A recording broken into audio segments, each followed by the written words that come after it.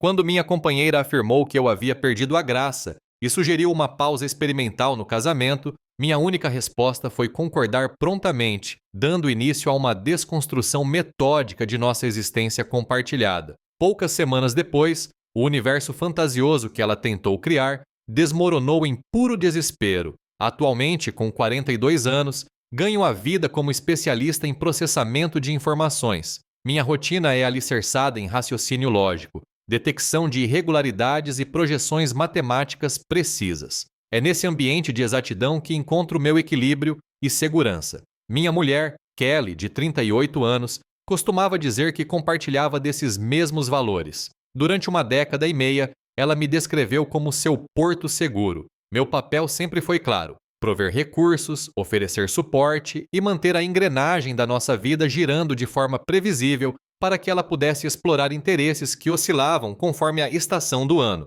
Primeiro, houve aquela tentativa de vender cerâmicas que apenas gerou dívidas acumuladas. Depois, ela se aventurou como instrutora de yoga em tempo reduzido. Enquanto isso, eu liquidava dava hipoteca, gerenciava nossa carteira de investimentos e garantia a manutenção do seguro-saúde. Para minha visão de mundo, aquilo era uma cooperação mútua. Minha função era estruturar a embarcação, enquanto a dela era ser o impulso do vento. Na quinta-feira passada, entretanto, o vento decidiu que o barco havia se transformado em uma cela. Ela solicitou uma conversa séria na sala de estar, ambiente que ela mesma reformulou no último semestre, utilizando tons pastéis e móveis caros com auxílio profissional. Ela evitava meu contato visual, preferindo observar um ornamento de cerâmica que custou mais do que meu primeiro veículo motorizado. Peter, ela iniciou com aquele tom de voz pausado, típico de quem frequenta muita terapia, que geralmente precedia alguma exigência emocional difícil. Preciso de um tempo sozinha. Sinto que minha identidade está se apagando. Permanecia em total silêncio, apenas observando. Esse tipo de preâmbulo costuma beneficiar mais quem profere as palavras do que quem as recebe. Você é um homem decente, ela prosseguiu, como se estivesse me concedendo um elogio de consolação, um provedor excepcional. Mas a alegria se foi. Nós estagnamos. Tudo é excessivamente calculado, muito protegido. Necessito sentir o pulsar da vida novamente e trilhar meu próprio destino. Enquanto ela dissertava sobre diversão, eu observava aquela viga decorativa de madeira que ela insistiu em colocar sobre a televisão. Só de recordar que aquela peça consumiu todo o meu bônus anual, sendo um monumento à futilidade estética sem qualquer utilidade, algo dentro de mim endureceu em vez de se partir. Todos os pequenos indícios que eu vinha negligenciando, as trocas de mensagens sorrateiras em horários impróprios, as vestimentas esportivas de grifes caríssimas que eu desconhecia e a súbita admiração por um mentor holístico chamado Magno, que coincidentemente era seu novo instrutor de tênis. Tudo o que parecia desconexo antes, subitamente formou uma progressão linear, nítida como um relatório estatístico. A dedução era inevitável e dolorosa. Encarei-a verdadeiramente, como se não a visse há décadas. Notei as extensões capilares novas, a estética perfeita das mãos e a falta da aliança, que ela havia deixado de usar alegando que bloqueava seu fluxo energético. Ela claramente aguardava que eu suplicasse por uma chance que prometesse roteiros turísticos internacionais ou que eu me transformasse em um personagem fictício. Está bem, eu respondi. A afirmação pairou no recinto como um objeto pesado caindo em águas paradas. Não era o desdobramento que ela havia planejado. Ela franziu o senho, surpresa com a facilidade. Assim, sem questionar, você não vai lutar pelo nosso relacionamento? Você acabou de solicitar um distanciamento experimental. Repliquei com tom de voz gélido e neutro. Estou apenas aceitando sua vontade. Isso é o que você declarou querer. Deveria estar satisfeita.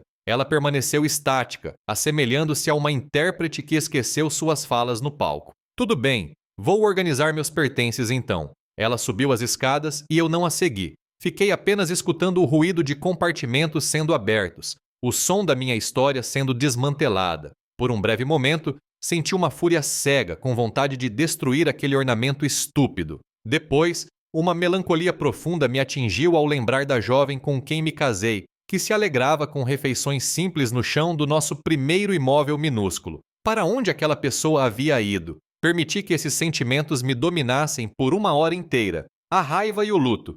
Processei tudo e deixei que se dissipassem. O que restou foi uma determinação fria. Aquilo não era um teste de amor, era uma armadilha estratégica, e eu me recusava a ser a presa. Peguei meu dispositivo móvel, pois meu cérebro já estava operando em modo de crise. Uma separação possui normas jurídicas e repercussões práticas. Ela desejava uma existência nova, e eu iria apenas acelerar o processo burocrático. Minha primeira ação não foi financeira, mas sim contatar uma especialista em direito de família muito respeitada, chamada Vitória. Deixei uma mensagem objetiva em sua caixa de voz. Pouco tempo depois, recebi um e-mail agendando uma reunião para a manhã seguinte. No outro dia, após uma madrugada de insônia, eu estava em seu consultório. Narrei os fatos e ela ouviu atentamente. Quando concluí, ela me ofereceu diretrizes racionais. Não se tratava de retaliação, mas de preservação de patrimônio. O instante do rompimento é um marco jurídico vital, Peter.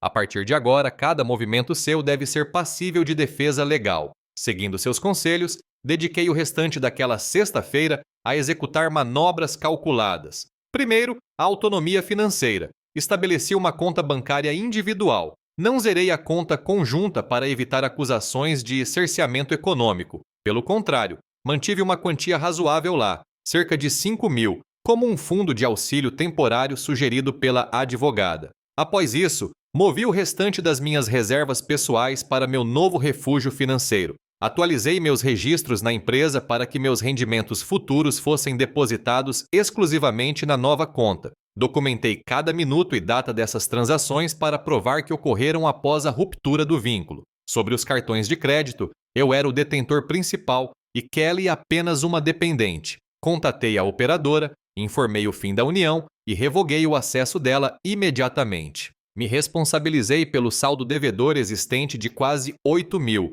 Foi um corte cirúrgico, honesto e definitivo. O passo seguinte envolveu os benefícios corporativos. No sistema de recursos humanos, alterei meu status para separado. Isso gerou um evento administrativo que encerrou a cobertura de dependentes no último dia do mês vigente. Estávamos no dia 15 de junho, garantindo a ela mais 2 semanas de proteção. O sistema gerou automaticamente um aviso sobre a continuidade opcional do plano por conta própria que chegaria em breve ao nosso endereço. Essa era a variável mais sensível, pois a medicação para suas crises de enxaqueca era extremamente custosa sem o subsídio do seguro. No sábado, ela retornou para buscar mais itens, agindo com uma leveza irritante. Espero que não esteja se sentindo desamparado nesta residência tão vasta, comentou ela com um sorriso condescendente. Estou me adaptando, respondi. Inclusive, já iniciei as providências formais da nossa separação. Que tipo de providências? Ela indagou sem dar muita importância enquanto checava o celular.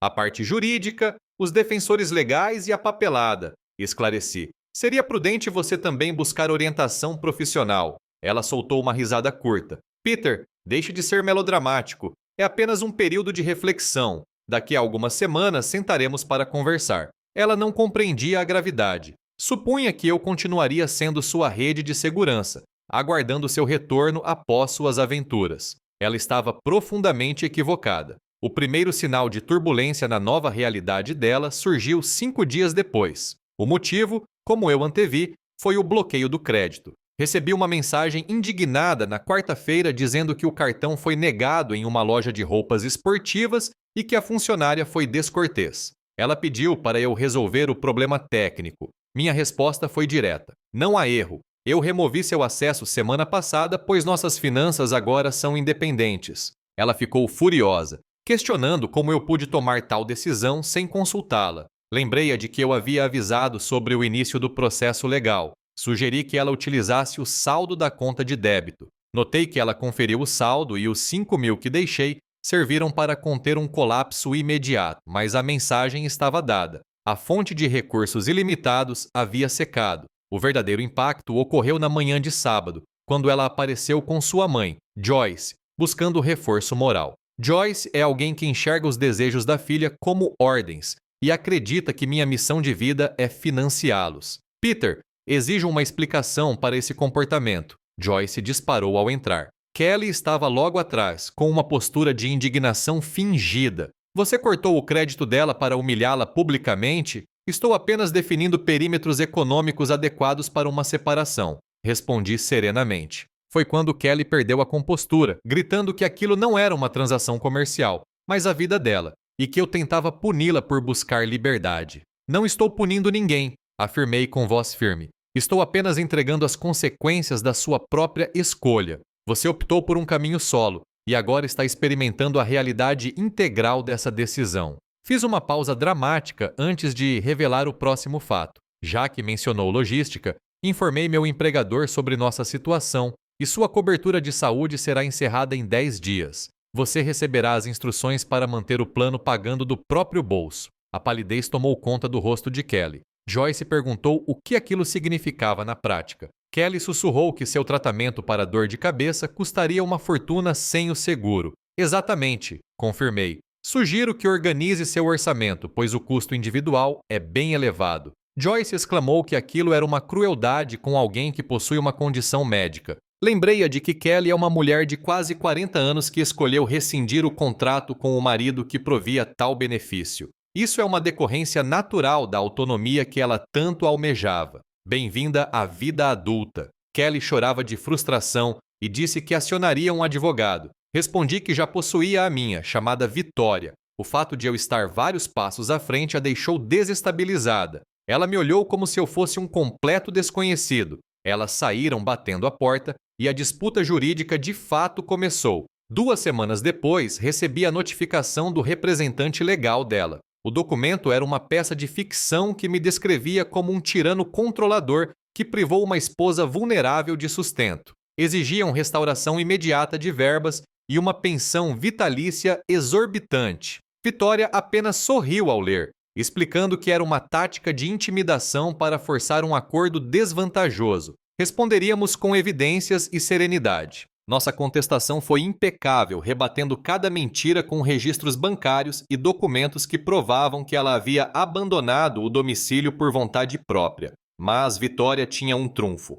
Eu havia contratado um investigador privado. O dossiê continha imagens irrefutáveis de Kelly e Magno em situações de intimidade por várias noites consecutivas, inclusive compartilhando refeições matinais. Anexamos tudo, além de mensagens de texto comprometedoras. Vitória ainda solicitou uma investigação sobre o uso de recursos do casal para financiar o relacionamento extraconjugal dela, intimando inclusive o instrutor de tênis para depor sobre os gastos que ela teve com ele. O impacto foi imediato. Magno me ligou apavorado, com o tom de mestre espiritual substituído pelo de um jovem com medo de perder a carreira. Ele alegou que houve um equívoco, mas eu respondi que não havia erro algum em exigir transparência sobre meu dinheiro gasto com ele. Ele confessou que Kelly havia dito que já estávamos separados há tempos. Sugeri que ele repetisse isso sob juramento no tribunal e encerrei a chamada. A fantasia dela colidiu com o muro da realidade.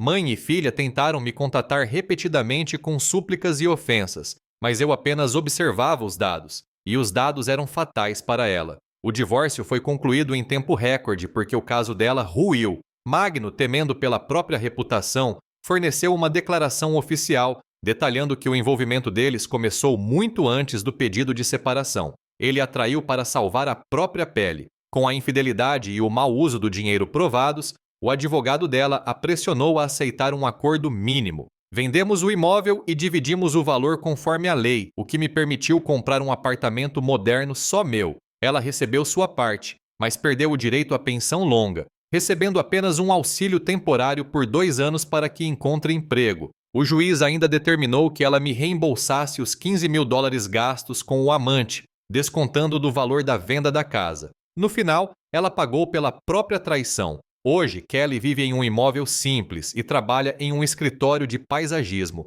postando frases de superação na internet. Magno perdeu prestígio e alunos no clube. Eu estou em paz, reconstruindo minha vida com ajuda profissional para entender como ignorei tantos sinais por tanto tempo.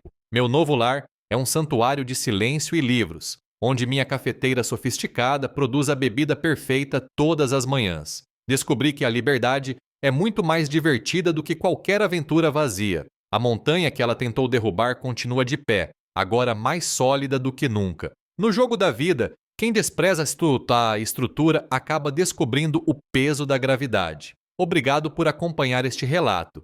Se esta história ressoou com você, demonstre seu apoio com um gostei e siga o canal para mais conteúdos assim. Até o próximo vídeo!